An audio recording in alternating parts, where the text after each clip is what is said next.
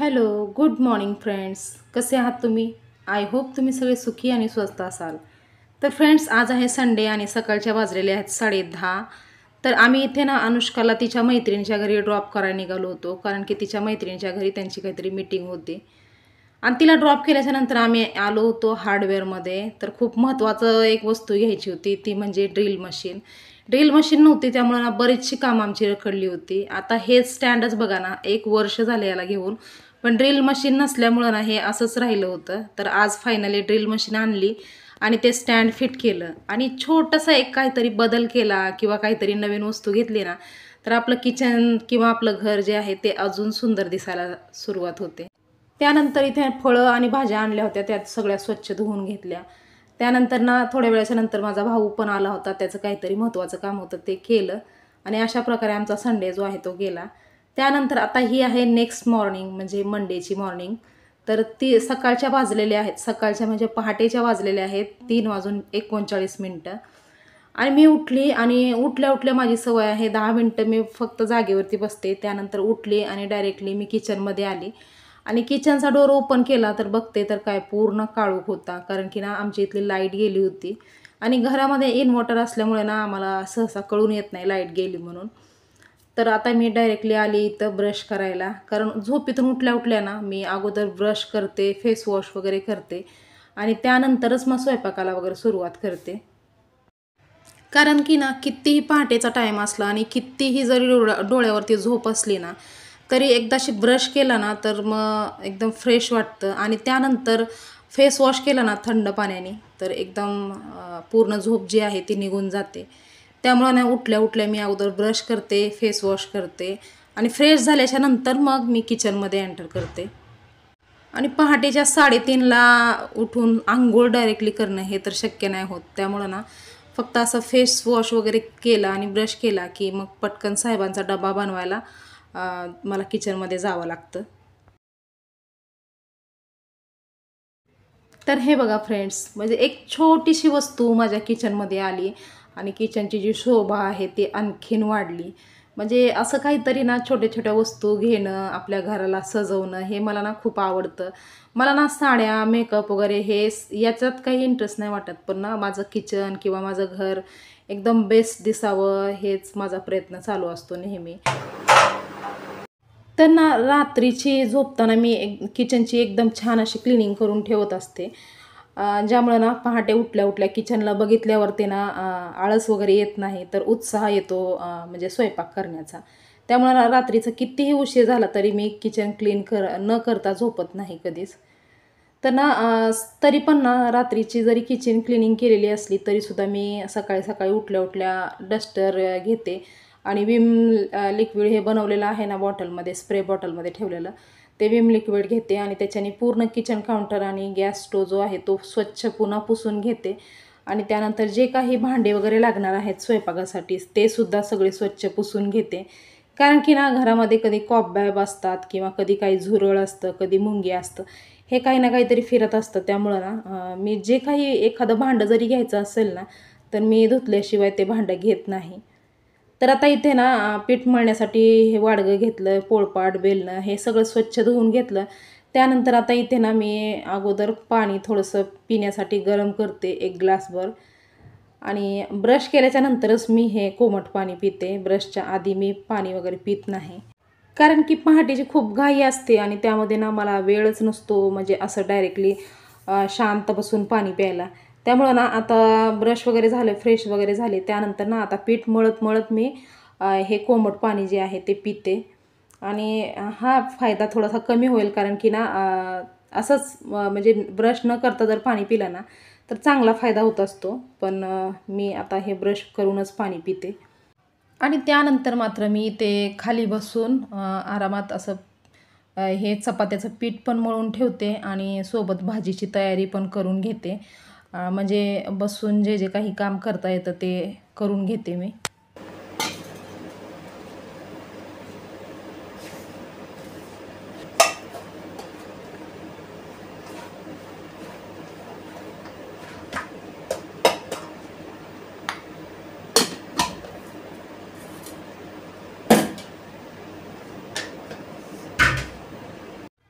आणि आज ना डब्याला मी भरली वांगी बनवणार आहे आणि त्यासाठी मी इथं टोमॅटो, कोथिंबीर, कढीपत्ता वगैरे सगळं कापून वगैरे घेतलं.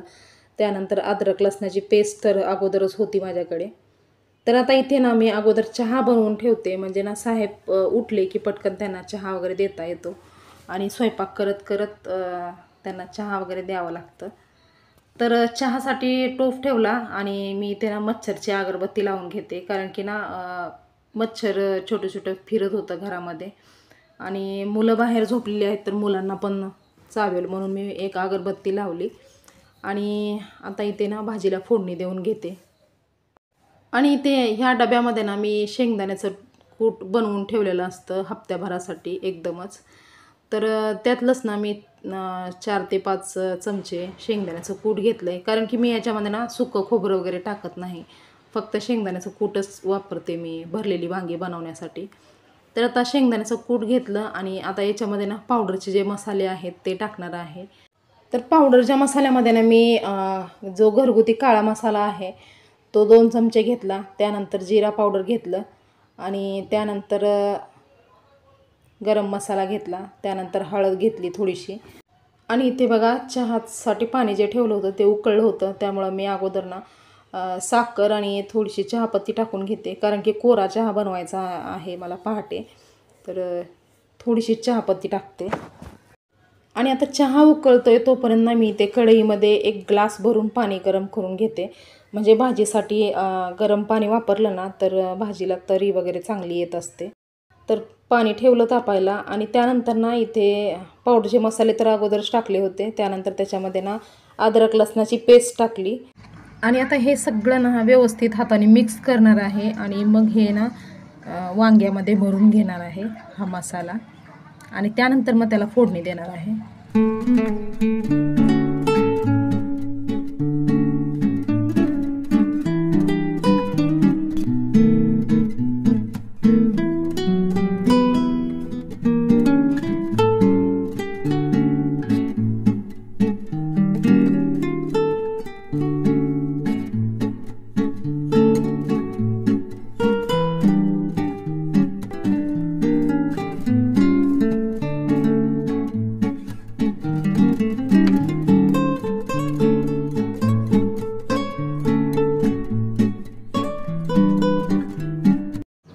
तर आता इथे ना भाजीला फोडणी देण्यासाठी मी गॅसवरती कढई ठेवली, त्यामध्ये 2 चमचे तेल टाकलं आणि आता त्याच्यामध्ये ना फक्त राई आणि जिरे थोडे थोडे टाकणार आहे, म्हणजे साधारणतः अर्धा चमचा राई टाकले, अर्धा चमचा जिरे टाकले आणि त्यानंतर आता ना कढीपत्ता टाकणार आहे. कढीपत्त्यामुळे ना खूप छान टेस्ट येते भाजीला. तर कढीपत्ता टाकला आणि कढीपत्ता जेव्हा तडतडला व्यवस्थित तेव्हा त्यामध्ये ना बारीक चिरलेला टोमॅटो तो टाकून घेतला आणि आता हा जो टोमॅटो आहे ना तो एकदम मऊ होईपर्यंत त्याला ना फ्राय करून घेणार आहे तेलामध्ये. आणि टोमॅटो जेव्हा मऊ झाला तेव्हा मग मी हे जे भरलेली वांगी होती हे त्याच्यामध्ये टाकली आणि याला ना हलक्या हाताने असं म्हणजे परतवून घेतलं. आणि आता यामध्ये ना हे जे उरलेलं कूट होतं आणि कोथिंबीर होती ही पण टाकली त्या सगळी. आणि आता त्याच ताटामध्ये ना हे गरम केलेलं पाणी जे होतं ना, ग्लासभर पाणी गरम केलं होतं ते थोडं थोडं करून ना ते ताट जे आहे ते धुवून मी याच्यामध्ये टाकलं, कारण की ना जो काही ताटाला मसाला चिटकलेला होता तो सगळा ह्या भाजीमध्ये गेला पाहिजे. आणि आता इथे भाजीला फोडणी देऊन झाली तर आता भाजी ना मी दुसऱ्या गॅसवरती शिफ्ट केली आणि कारण की इथे ना मला चपात्या पण करून घ्यायच्या होत्या पटापट, कारण की थोडासा उशीर झाला होता, म्हणजे जवळजवळ फक्त 20 मिनटं बाकी होते आणि 20 मिनटामध्ये मला पूर्ण डबा जो आहे तो तयार करायचा होता. तर आता भाजी शिजते तोपर्यंत मी पटापट चपात्या लाटून घेते.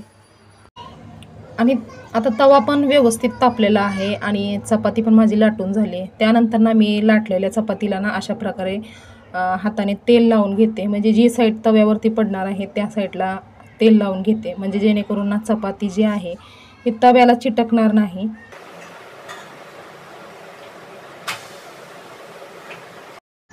आणि अशा प्रकारे ना मी साहेबांच्या डब्यापुरत्या जेवढ्या चपात्या आहेत तेवढ्या लाटून घेते पटापट आणि ज्या उरलेल्या चपात्या आहेत ना त्या मी नंतर लाटते. जेव्हा साहेब त्यांच्या ड्युटीवरती जातील ना त्याच्यानंतर मी बाकीच्या ज्या चपात्या आहेत ते सगळ्या करून घेते.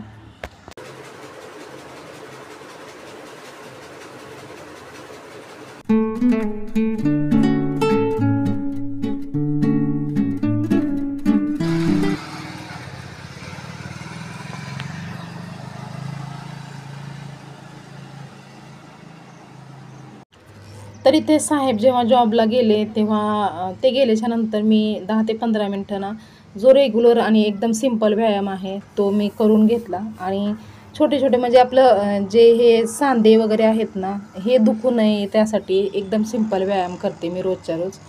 आणि व्यायाम वगैरे केला त्यानंतर ना जे काही पीठ उरलं होतं त्याच्या चपात्या बनवल्या. आणि चपात्या बनवल्याच्या नंतर आता जे काही सामान मी काढलं होतं चपात्या बनवण्यासाठी, ते सामान स्वच्छ डस्टरने पुसून असं त्याच्या जागेवरती सेट करून ठेवते. आणि कारण की ना आपण कुठलंही सामान काढलं ना तर त्या सामानाला काहीतरी आपला हात जो असतो स्वयंपाकाचा घाण म्हणजे पिठाचा वगैरे असं काही हात जो आपल्या भरलेला असतो तो जर डब्याला वगैरे लागला तर ते पूर्ण वस्तू खराब दिसतात ना. त्यामुळं जे काही वस्तू घेतल्या त्या म्हणजे शक्यतो धुवून ठेवते आणि ज्या धुवायच्या नसतील त्या डस्टरने पुसून व्यवस्थित आपापल्या जागेवरती ठेवते. त्यानंतर जे काही भांडे वगैरे होते हे वाडगं चपातीचं किंवा चाकू किंवा ताट टोप हे सगळं ना जे काही थोडेसे पण भांडे जमा झाले ना ते पटापट मी घासून आपापल्या जागेवरती सेट करते लावून.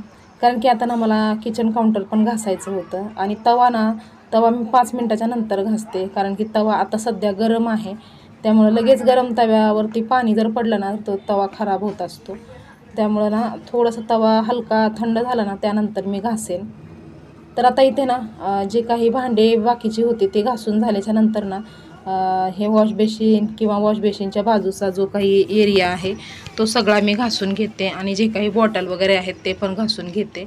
तर इथे ना मी एका बॉटलमध्ये ना म्हणजे बिसलेरीच्या बॉटलमध्ये विमचं पाणी करून ठेवलेलं आहे. स्प्रे बॉटल म्हणजे स्प्रेचं झाकण लावलेलं आहे फक्त. तर ते लिक्विड पण संपलं होतं. तर आता ते मला बनवावं लागेल कारण की बाटली पूर्ण रिकामी झाली आहे स्प्रे बॉटल. तर ज्या काही बॉटल होत्या ना त्या सगळ्या मी त्याच्या जागेवरती व्यवस्थित धुवून स्वच्छ सेट करून ठेवल्या. आणि वॉश बेसिन घासण्यासाठी जो काही वेगळा स्क्रबर होता तो सुद्धा धुवून त्याच्या जागेवरती ठेवला. त्यानंतर इथे ना रात्री जेव्हा मी किचन क्लीन केलं तेव्हा मी डस्टबिन पण धुवून ठेवली होती. तर आता त्या डस्टबिनला ना गार्बेज लावून घेते कारण की आता सुकलेली आहे पूर्ण डस्टबिन व्यवस्थित. त्यामुळे लगेच गार्बेज पण लावून घेते.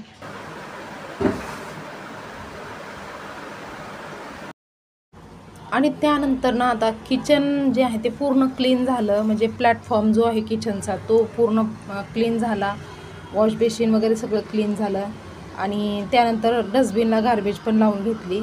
आणि आता मग ना फायनल मी इथे किचनचा जो फ्लोर आहे तो पुसून घेते हाताने असं डस्टरने. आणि सगळे डबे वगैरे इकडचे तिकडे करून फ्लोर पुसून घेतला. तर आता इथे बघा 6 वाजलेले आहेत आणि सकाळच्या 6 वाजता माझं किचन जे आहे ते पूर्णपणे क्लीन झालेलं आहे. आणि स्वयंपाक पण पूर्ण झालेला आहे म्हणजे भाजी चपाती पण झालेली आहे आणि किचन क्लिनिंग पण पूर्ण झालेली आहे. तर आता हे बघा अशा पद्धतीने माझं पूर्ण किचन जे आहे ते सकाळी 6च्या सुमारास असं एकदम स्वच्छ छान दिसतं. आणि आता किचन जे आहे ते पूर्णपणे क्लीन झाल्याच्या नंतर ना इथे एक महत्त्वाचं काम होतं ते मी करून घेते. म्हणजे पिण्याच्या पाण्याचा हंडा घासून स्वच्छ भरायचा होता. कारण की ना रात्री आमच्या इथे ना पाऊस पडला होता आणि त्यामुळे ना लाईट ये जा करत होती रात्रीपासून. त्यामुळं ना मग विचार केला की पिण्याच्या पाण्याचा हंडा अगोदर घासून भरून स्वच्छ ठेवला तर मग नंतर मग दिवसभर प्रॉब्लेम नाही होणार पिण्याच्या पाण्याचा. कारण की 12 लिटर पाणीच फक्त फिल्टरमध्ये बसतं आणि तेवढ्या पाण्यातच म्हणजे अख्खा दिवस जर काढावा लागला तर ते होणार नाही. त्यामुळं ना इथे एक्स्ट्रा एक हंडा जो आहे तो भरून घेते स्वच्छ. म्हणजे पिण्यासाठी पण होईल आणि स्वयंपाकासाठी पण होईल आणि पिण्याचं पाणी जे आहे ते कमी नाही पडणार. तर आता इथे हंडा जो आहे तो मी एकदम व्यवस्थित घासून वगैरे घेतला आहे. त्याच्यावरती झाकायचं ताट जे आहे ते पण घासलं. त्याचा जो स्टँड आहे तो पण घासून घेतला. आणि आता याला ना हंड्याला भरून घेते स्वच्छ पाण्याने.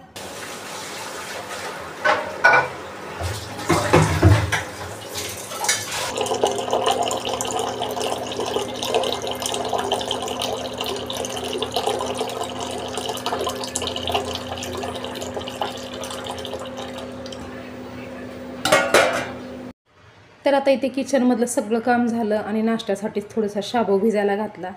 इथे बघा किचनची बाल्कनी पण स्वच्छ धुवून झालेली आहे. तर आता मी आली आहे बेडरूममध्ये आणि बेडरूममधलं जे काही पसारा होता तो सगळा सेट करते. आणि त्यानंतर मग टॉयलेट बाथरूम वगैरे ते घासते आणि मग आंघोळीला जाते.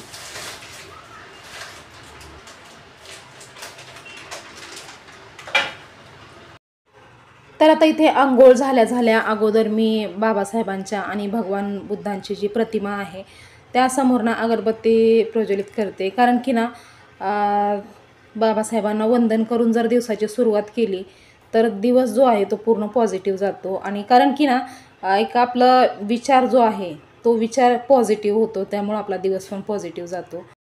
म्हणजे दिवसभरात ज्या काही येणाऱ्या अडचणी आहेत त्या अडचणी म्हणजे सोप्या पद्धतीने सॉल्व्ह होतात. कारण की ज्या महामानवाने पूर्ण त्यांचं आयुष्य संघर्षमय काढलं आणि संघर्षमय आयुष्य जगून त्यांनी आपल्या जीवनाचा उद्धार केला, त्या महामानवाचा आदर्श जर आपण सकाळी सकाळी डोळ्यापुढं ठेवला आणि त्यांना जर वंदन केलं तर आपला दिवस जो आहे तो एकदम पॉझिटिव्ह जातो. आणि त्यानंतर मग मी डायरेक्टली ना घरातली जी काही डस्टिंग आहे ती करून घेतली. ज्या काही छोट्या छोट्या वस्तू आहेत ज्यांच्यावरती म्हणजे धूळ म्हणजे सहसा लगेच दिसून येते, त्या सगळ्या वस्तू जे काही म्हणजे डोळ्यासमोर दिसतात त्या प्रत्येक वस्तूंवरती ना मी अशा प्रकारे डस्टर फिरवते. म्हणजे ना फक्त 5 ते 10 मिनटं ना मी असं घरामध्ये पूर्ण डस्टर घेऊनच फिरत असते. जिथं काही घाण दिसलं, जिथं काही डस्ट वगैरे दिसली ते पटकन पुसून घ्यायचं. म्हणजे एक मोजक्या वस्तूच असं ठरवलेल्या नसतात की जे काही घाण दिसलं ना ते पटकन पुसून घ्यायचं. तर अशा प्रकारे मी माझी पूर्ण डस्टिंग करून घेतली. आणि त्यानंतर सोफ्याच्या कॉर्नरला पण ना थोडंफार असं डस्ट वगैरे झाली होती. आणि हा जो लेदरचा कपडा होता हा पण ना रोजच्या दिवसाने ना काळपट होतो, कारण की वैभव तिथं पाय वगैरे ठेवतो त्यामुळं ना काळपट होतो. तर लेदरचा कपड्याला सुद्धा ना मी एकदम छान असं पुसून घेतलं स्वच्छ. आणि सोफ्याला कवर घ्यायचं आहे पण ते लवकरच घेईन मी.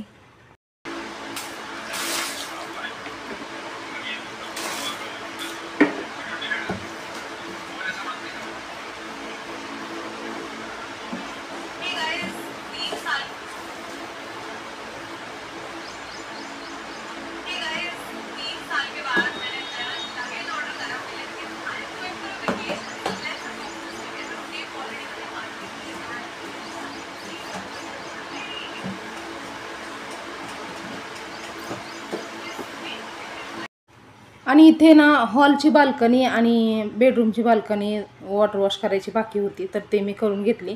आणि अशा प्रकारे ना निरम्याचं पाणी टाकून जर बाल्कनी वॉटर वॉश केली ना तर फ्रेश वाटतं. आणि म्हणजे निरम्याचा सुगंध पण येतो, त्यामुळं स्वच्छ वाटतं. फक्त पाण्यानेच बाल्कनी वॉटर वॉश केली ना तर ती स्वच्छ निघाल्यासारखी वाटत नाही.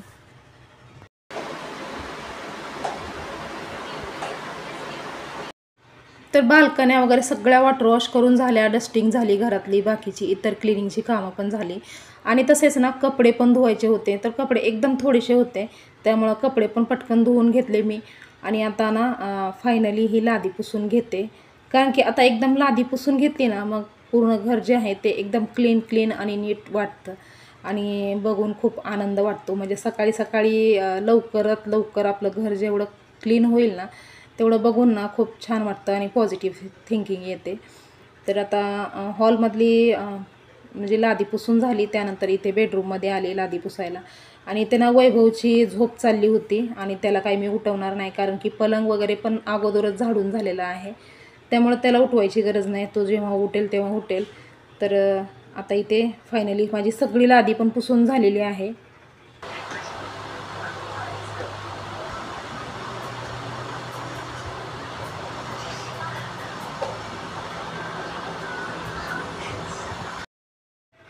तर इथे बघा सकाळच्या वाजलेले आहेत 8:05 झालेले आहेत आणि माझं सगळं जे काम आहे ते पूर्ण डन झालेलं आहे. म्हणजे लादी पुसून झाली, कपडे धुवून झालेत, भांडे घासून झालेत, किचन क्लीन करून झाले, डस्टिंग करून झाले पूर्ण घराची. म्हणजे आता बाकी काहीच काम उरलेलं नाही. आणि स्वयंपाकसुद्धा झालेला आहे, भाजी चपाती बनवून ठेवली. तर आता इथे बघा थोडा पाऊस पडला होता, तर वातावरण एकदम छान झालेलं आहे. आणि रात्री पण पाऊस पडला होता, आता पण पाऊस पडतोय छोटा छोटा. तर हे बघा किती सुंदर वातावरण दिसतंय ते.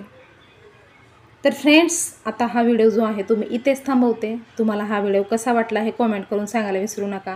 व्हिडिओ जर आवडला असेल तर लाईक करा, शेअर करा आणि चॅनलवर जर नवीन असाल तर चॅनलला सबस्क्राईब करायला विसरू नका. तर पुन्हा लवकरच भेटूया आपण नवीन एका छानशा ब्लॉगमध्ये. तोपर्यंत स्वस्त राहा आणि मस्त राहा. बाय.